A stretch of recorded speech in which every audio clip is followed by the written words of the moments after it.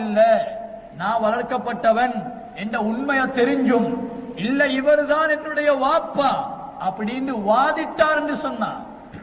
நல்ல விலையும் கொள்ளணும், யாரும் கல்படைஞ்சிடவானாம். என்ன வாப்பான்னு கூப்பிடலும், பழக்கத்துல சின்னத்துல இருந்து வளர்த்தவரு, ஆனா நான் வளர்த்த புள்ளதான், ஆனா நான் வாப்பாண்டு பழகி கூப்பிடுறேன், அது பாவம் என்று சொல்லல.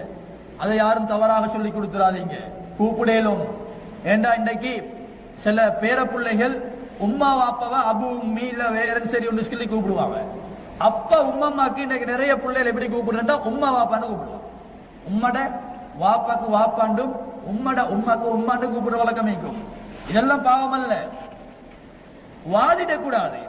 இல்ல குர்ஆன் சொல்லட்டும் ஹதீஸ் சொல்லட்டும் மார்க்கம் என்ன சொல்றது, இவர்தான் இந்த வாப்பா அப்படின்னு யாராவது வாதிட்டால் ஃபஹராமுன் அலைஹில் ஜன்னah, ரசூலுல்லாஹி ஸல்லல்லாஹு அலைஹி வஸல்லம் சொன்னாங்க, சுவர்க்கம் அவருக்கு ஹராம் என்று சொன்னாங்க.